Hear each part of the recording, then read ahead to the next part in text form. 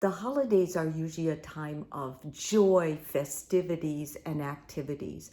But if you're going through your first holiday season without your loved one, it can be excruciatingly painful. If you've lost your loved one within the last year, and this is your very first Christmas or holiday without them, I've got some ideas that I think are going to help you get through the holiday season, especially Christmas Day or Hanukkah or whatever it is that has a limited amount of time to it.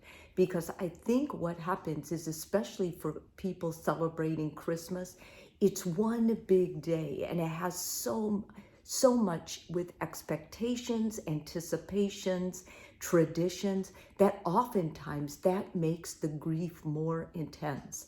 If you'll follow this guideline, I think it will help you release the grief in a healthy way so that you can honor the grief, honor the memory of your loved one, but still be able to move forward.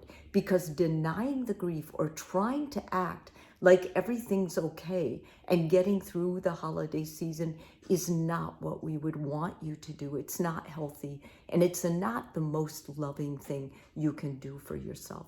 So the first thing that I want you to do is don't force Christmas to be the same. You may have had traditions that you always wanted to do, and there's this fantasy. If I do the tradition, I'll feel happy at Christmas.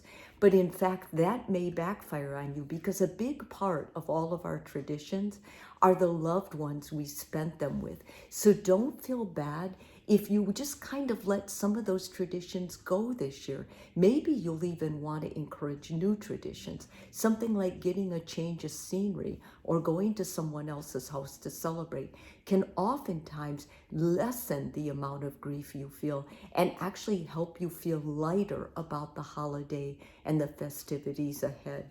Secondly, give others space to grieve your loved one as well.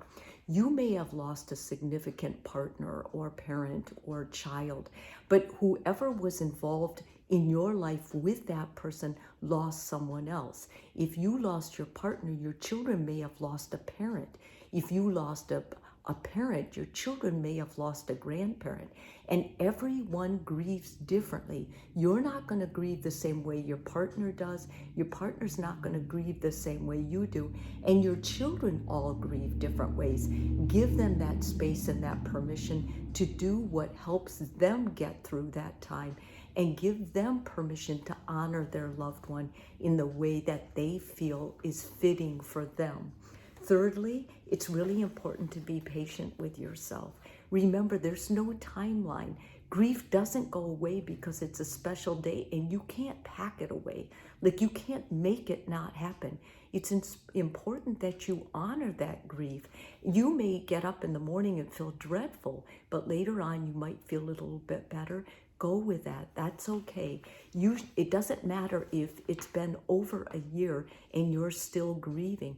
As I said, grief is an individual journey. Take the journey, be honest, and feel what you feel, and then release it. Next, give yourself permission to enjoy the day. I add this one because a lot of people feel guilt if they find joy or they feel laughter. Remember, the person that passed on would want you to be happy. They loved you. That means that they would want what was best for you.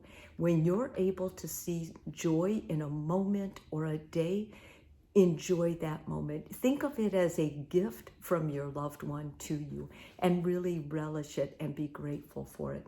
And lastly, take each moment of Christmas Day as it comes. At certain times, the grief may be so intense that you openly cry. Don't be embarrassed about that. Your loved one deserves that. You deserve that. That was part of your story. It is part of your story. It's very real to you. On the other hand, you might wake up feeling great. You may not feel any grief at all that day. It may hit you the next day. Doesn't mean anything. It just means you're working through your grief, and that's a healthy, good thing to do. I want to remind you, your loved one will never be forgotten, and I'm really sorry that you have to go through this time without them. But if you do, if you're in this situation, much better you honor your grief, honor their memory, and take care of you. God bless you and Merry Christmas.